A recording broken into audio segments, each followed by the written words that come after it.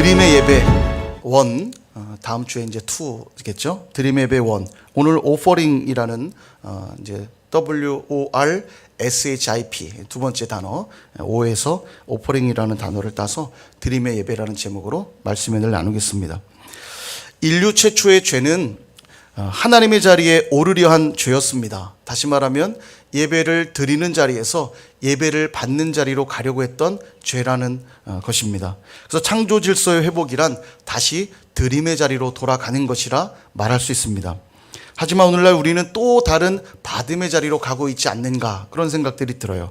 만약 오늘도 예배하면서 오늘도 받을 생각들로만 가득하다면 어쩌면 우리는 최초의 그 죄를 지었던 자리처럼 우리는 다시 죄를 짓는 자리로 가고 있는지도 모르겠습니다. 예배를 보면 드림과 받음의 내용들로 구성이 되어 있습니다. 오늘도 예배를 시작할 때 사도신경으로 신앙 고백을 드렸고요, 찬양을 드렸고요, 기도를 드렸고, 또 우리가 헌금을 드리죠.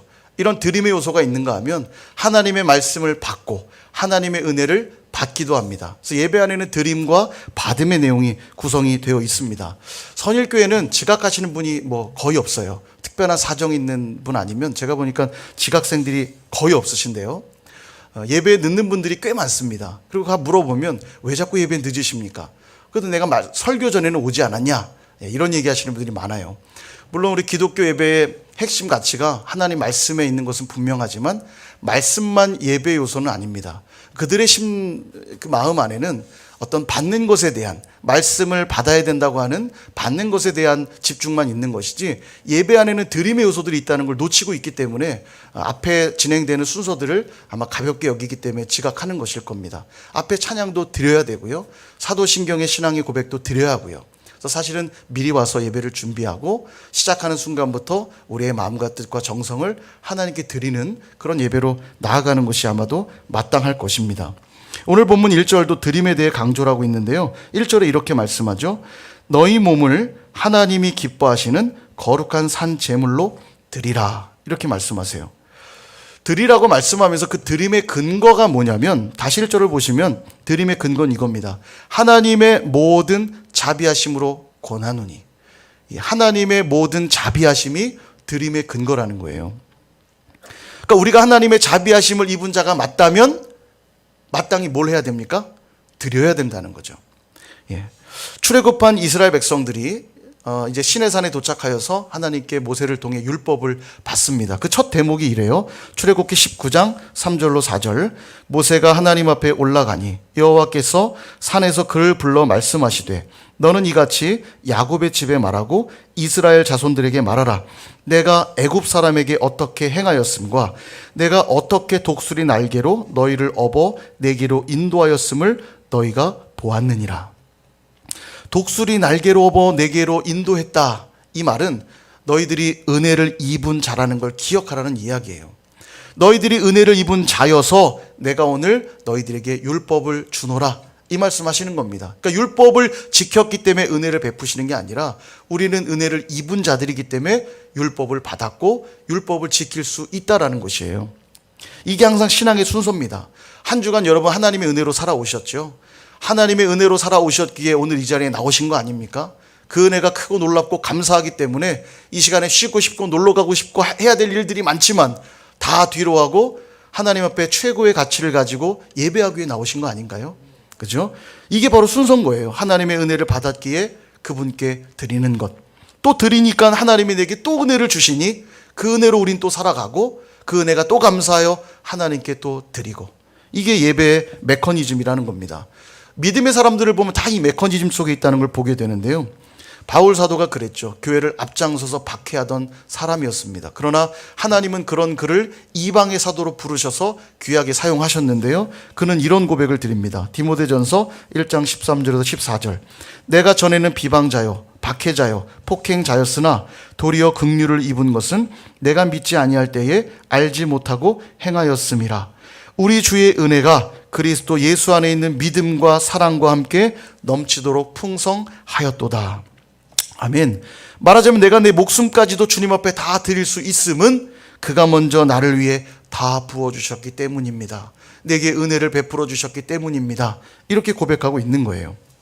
사무엘의 어머니인 한나도 한번 떠올려 보십시오. 자녀가 없어 고통받는 중에 하나님께 간절히 기도하자 하나님이 사무엘을 선물로 주시죠. 그리고 그 사무엘을 하나님께 온전히 드립니다. 왜 드렸죠? 서원했기 때문이기도 합니다만, 서원해서 어쩔 수 없어 드린 게 아니라, 서원해서 드린 것이지만 그 드림은 어쩔 수 없어서가 아니라 기쁨으로 드린 거예요. 그가 노래한 2장에 보면 이런 고백을 드립니다. 주의 구원으로 말미암아 내가 기뻐한다. 사무엘을 주신 하나님을 보며 하나님의 구원이 나에게 있음을 깨닫고 너무 감사하며 그 아들을 기쁨으로 드린 거예요. 하나님이 주신 은혜 때문에 하나님께 드린 거죠. 이게 바로 예배라는 것이에요. 은혜를 입은 자들이 감격함으로 그분께 올려드리는 것. 여러분, 이게 예배라는 것입니다.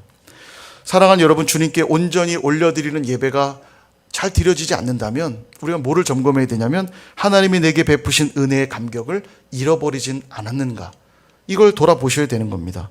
그렇다면 다시 그 놀라운 은혜를 묵상하고 그 감격을 회복할 때 우리는 다시 하나님께 온전히 드리는 예배로 나아갈 수 있다는 것입니다.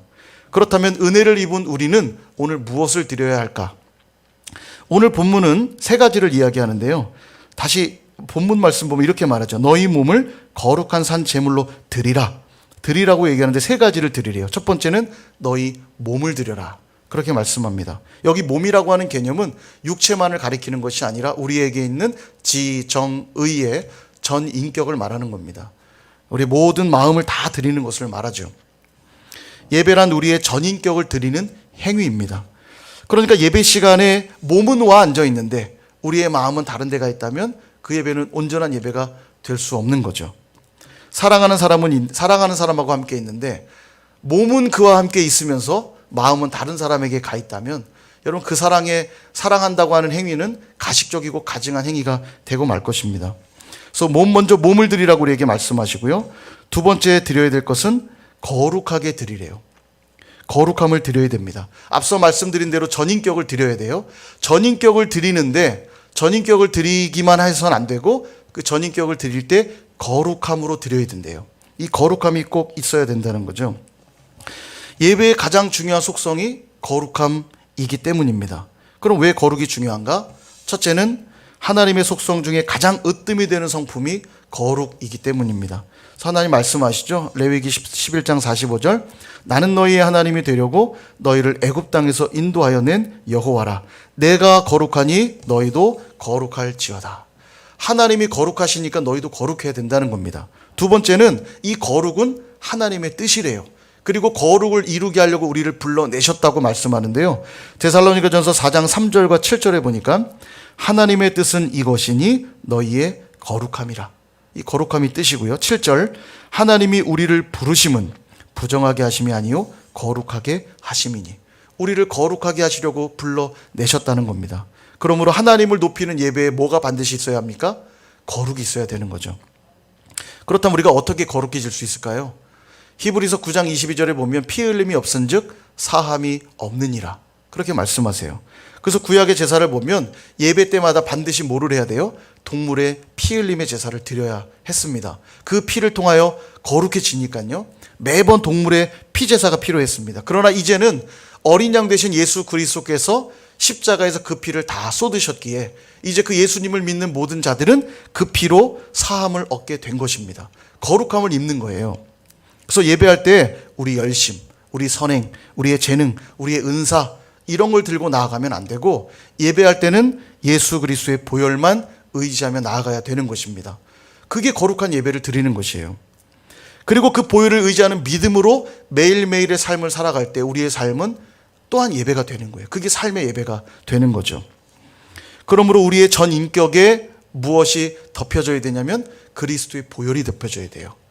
우리의 말 한마디 한마디가 보혈로 덮여져야 됩니다. 아무 말이나 막 해서는 안 돼요. 거룩한 말을 고백할 수 있어야 되고요. 우리의 생각에도 그리스도의 보혈이 덮여야 합니다. 우리의 생각도 하나님의 거룩한 뜻을 생각해낼 수 있어야 돼요. 우리가 하는 모든 행동들도 다 그리스도의 보혈이 덮여야만 합니다. 그래야 거룩이 담겨지는 거예요. 그럴 때 우리가 머물고 있는 가정, 또 직장, 또 학교, 또 학원, 교회 공동체까지도 하나님의 거룩이 드러나는 것이겠죠. 바로 그 행위가 예배라는 것이에요. 보혈을 의지하고 보혈을 믿는 믿음으로 살아내는 삶의 모습.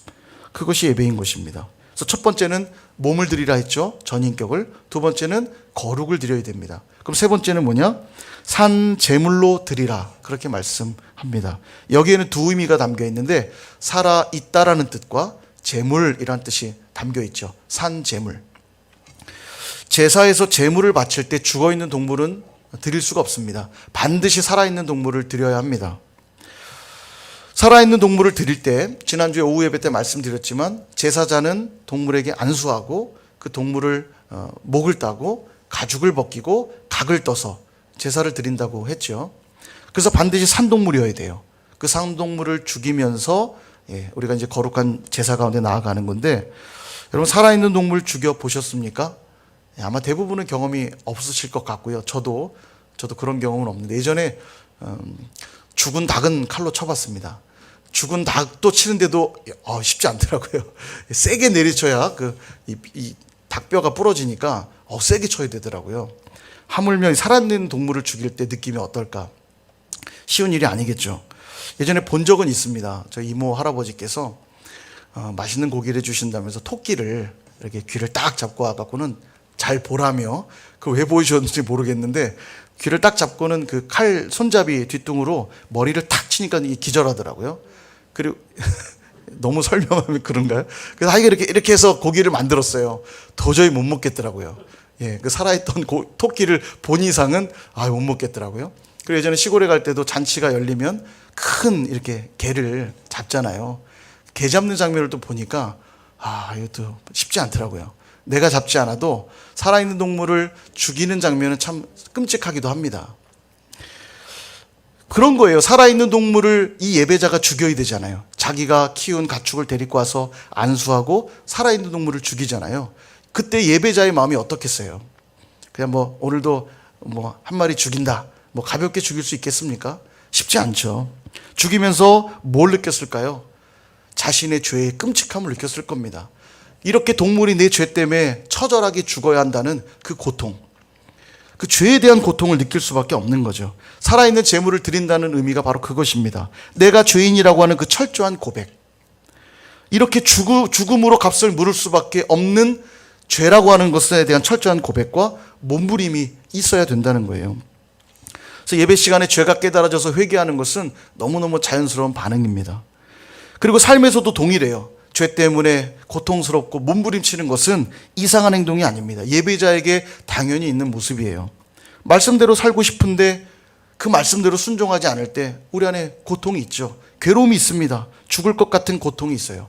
하나님의 뜻대로 살고 싶은데 세상의 가치관과 충돌이 날 때 내 안에 고통이 있어요. 죽을 것 같은 고통이 있습니다.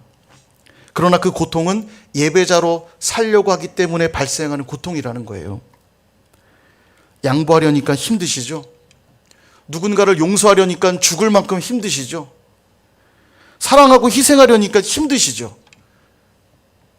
우리는 기본적으로 자꾸 받으려고 하는 존재 아닙니까? 높아지고 싶고 받고 싶고 누리고 싶은 존재 아닙니까? 근데 이걸 거꾸로 살려니까 너무너무 힘이 들어요. 그러나 그게 예배라는 거 알기 때문에 몸부림치는 거 아니겠습니까? 로마 시대 기독교인들에 대한 박해가 엄청날 때 수많은 성도들이 원형 경기장에서 동물의 밥으로 죽어 나갔습니다. 가끔 영화를 보면 막 천사의 표정으로 죽는 분들도 계시긴 하지만 여러분, 죽을 때 고통이 있었을까요? 없었을까요? 고통이 당연히 있죠. 너무너무 고통스럽죠. 당해보진 않았지만 사자가 물어뜯는다 생각해 보십시오. 웃을 수 있겠습니까? 고통스러운 겁니다. 영화니까 그렇게 나오는 거지. 비명을 지르며 고통 속에 수많은 신자들이 죽어 나갔을 겁니다. 근데도 왜 그 자리에 있는 거죠? 믿음을 지키고 신앙을 지키는 거죠. 그게 예배자의 삶인 것입니다. 살아있기 때문에 고통이 있는 거예요. 많은 신자들이 여기서 사실 착각합니다. 예수 믿으면 고통도 없고 고난도 없는 삶을 꿈꿉니다. 그러나 그렇지가 않아요. 도리어 내 자신과 내 삶을 살아있는 채로 드려야 되기 때문에 고통이 따를 수밖에 없는 거예요. 이것이 살아있는 제물을 드린다는 것의 의미입니다. 그 삶이 편안하고 좋은 삶은 아닐 수 있어요. 고통과 고난이 따르는 삶일 수 있습니다만 분명한 것은 그 삶은 하나님을 영화롭게 하는 참된 예배라는 것입니다. 또 한 가지는 제물이라고 말씀드렸죠. 살아있는 이란 뜻과 제물. 여러분, 제물이라는 것의 의미는 뭐냐면 자신의 생각, 자신의 철학으로 예배를 주관하는 존재가 아니라는 뜻입니다. 재물은 그저 드려지는 존재일 뿐이에요. 피동적이고 수동적인 존재입니다. 스스로 예배의 내용을 결정하지 않아요. 그냥 자기 자신을 드리는 것이 전부입니다. 그래서 재물은 늘 기억해야 돼요. 받으시는 분이 있다는 것. 나를 받으시는 분이 있다는 것, 이것 한 가지만 기억해야 된다는 것입니다. 사랑하는 여러분, 우리는 살아있는 재물로 나를 날마다 드리며 나아가고 있습니까? 재물이라고 고백하면서도 늘 내 주관대로, 내 생각대로, 내 판단대로, 내 마음대로 그렇게 살아가고 있지는 않습니까? 만약 우리가 말씀대로 살려고 하는 몸부림도 없고 하나님의 뜻과는 무관하게 살아가고 있다면 어쩌면 우리는 죽은 재물의 예배를 드리고 있는지도 모르겠습니다. 분명 그것은 하나님이 기뻐하시는 참된 예배가 아니겠죠.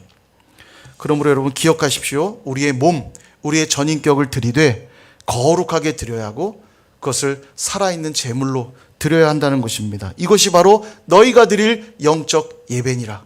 오늘 그렇게 우리에게 본문이 말씀하고 있습니다. 여기에 이 영적이란 말의 의미는요, 원어적 의미는 합당한이란 뜻입니다. 그러니까 이것이 너희가 드릴 합당한 예배니라. 이렇게 하는 번역이 정확한데요. 예전에 궁금했어요. 왜 우리 성경은 영적 예배니라 이렇게 번역했을까? 물론 영어 성경에도 이제 스피리처럴 영적인 예배라고 번역되어 있기도 한데 어쩌면 이 번역이 참 좋은 번역이라는 생각이 들어요. 합당한 예배, 하나님께 드리는 이 합당한 예배, 이 예배야말로 하나님이 받으시는 진정한 영적인 예배라고 그렇게 말해주고 있는 것이 아닌가 그런 생각이 듭니다. 그런 의미에서 저와 여러분이 그런 진짜 영적 예배자들이 되실 수 있기를 축원드립니다. 여러분 말씀을 정리하려고 합니다. 여러분 재물을 드릴 때 재물에 중요한 조건이 있다고 그랬죠. 흠이 없는 재물이어야 합니다. 흠이 없는 가축을 드리려면 내가 키운 것들 중에 가장 귀한 것들일 것이에요. 그죠? 시장에 나가면 큰 값어치가 되는 가축들일 겁니다. 근데 그것을 하나님께 제물로 드려야 되는 것이죠. 하나님께 가장 좋은 것을 드리고 나면 시장에 내다 팔아야 되는 것들은 그보다 덜 실하고 덜 흠이 있는 것들을 팔아야 되니까 어쩌면 나에게 손해가 될 수도 있습니다. 하나님께 더 귀한 걸 드린다는 것은 나에게는 손해가 되는 일일 수도 있다는 거예요. 근데 사랑하는 여러분, 이것이 예배의 본질입니다. 내가 손해를 본다 해도 우리 하나님께 더 귀한 것 드리고 더 나은 것을 드리겠다고 하는 것이 예배의 본질이라는 거예요. 왜냐? 하나님이 내게 가장 귀한 분이시니까 그분께 최고의 것을 드리는 것입니다. 그런데 예배의 자리는 항상 늦고 예배 드리는 내내 딴 생각만 하고 예배 마치고 늘 놀러 갈 생각만 하고 있다면 그 예배는 참된 예배가 될 수 없겠죠. 예전에 제가 해외에서 이제 사역할 때 보니까요, 해외에는 이 골프비가 저렴한 데가 많거든요. 그런데 이제 뭐 주재원으로 나오신 분들도 있고 그러기 때문에 해외에 뭐 본인의 의지와 상관없이 나와 계신 분들이 꽤 많은데 부인들은 열심히 신앙생활하는데 남편들은 이제 그냥 부인 눈치 보면서 교회 오시는 분들이 많아요. 그러니까 올 때 골프웨어 딱 입고 골프채 딱 들고 예배당 오는 분들이 꽤 많습니다. 빨리 마치고 이제 골프장 달려갈 준비하고 계시는 거죠. 예. 시계만 보고 있는 거예요. 빨리 예배 끝나고 골프장 가야 되니까. 여러분 몸은 교회에 와 있지만 여러분 그 예배가 참 예배일 수 있겠습니까? 그래도 시간을 냈고 그래도 와서 앉아있으니 그래도 괜찮은 거 아닌가 말할 수 있지만 덜 귀한 것, 흠 있는 것, 여러분 그런 것들은 하나님이 받으시는 예배가 아니에요. 안 한 것보단 낫지 않냐? 그렇지 않습니다. 하나님께는 최고의 가치를 드리는 게 그게 바로 예배라는 것입니다. 사랑하는 여러분, 하나님께 가장 귀한 것을 드리는 이 거룩한 손해는 거기가 끝이 아닙니다. 손해를 보고 끝날 것 같지만 하나님은 도리어 더 풍성한 것들로 채우시고 우리에게 은혜를 부으시는 분이라는 사실을 반드시 기억하셔야 돼요. 그리고 우리는 그 은혜를 받기 때문에 또 어디로 갑니까? 최고의 것을 드리는 드림의 예배의 자리로 또 나아가게 되는 것이에요. 그래서 저는 이 마지막 예화를 드리면서 설교를 마치려고 하는데요. 미국의 그 가장 큰 패스트푸드 회사가 KFC고요. 이 KFC 다음으로 큰 치킨 업체가 칙필A라고 하는 업체입니다. 우리나라에는 들어와 있지 않은 업체인데 지금 저 사진에 보이는 앞에 이렇게 C자 앞에 그 치킨 모양으로 돼 있는데 저희 나라에 이제 들어와 있지는 않습니다. 근데 이제 미국에 여행 간 사람들이요 항상 반드시 가야 될 맛집, 그래서 SNS에 찍어서 올리는 가게가 이 칙필에이입니다. 되게 맛있나 봐요. 저도 못 먹어봤거든요. 근데 이 업체의 사장이 아주 독실한 그리스도인입니다. 이 업체 사장이 공식 석상에서 무슨 말 하냐면, 이 나라가 성경의 원리에 의해서 돌아가는 나라인 것을 나는 매우 자랑스럽게 생각한다. 공식 석상에서 이런 걸 밝힐 정도로 아주 독실한 그리스도인입니다. 그래서 동성 결혼 같은 것을 공식적으로 반대하고요. 더 놀라운 건 1946년에 처음 이 매장을 그러니까 창업을 한 이후로 단 한 번도 주일날 가게 문을 연 적이 없어요. 꽤 오랜 시간이죠. 46년에 문 열고 한 번도 열지 않고, 심지어 뭐라고 말하냐면, 내 인생의 제일 잘한 결정은 주일날 매장 문을 열지 않기로 한 것이다. 이렇게 말할 정도로 아주 독실한 분이에요. 근데 한 번은 2002년도인가 이 무슬림 직원이 아마 무슬림이었나 봐요. 예배에 참석하지 않은 겁니다. 직원 예배에. 근데 이 기업의 중요한 가치잖아요, 예배는. 그래서 그 직원을 해고한 거예요. 그러니까 이제 소송이 걸렸죠.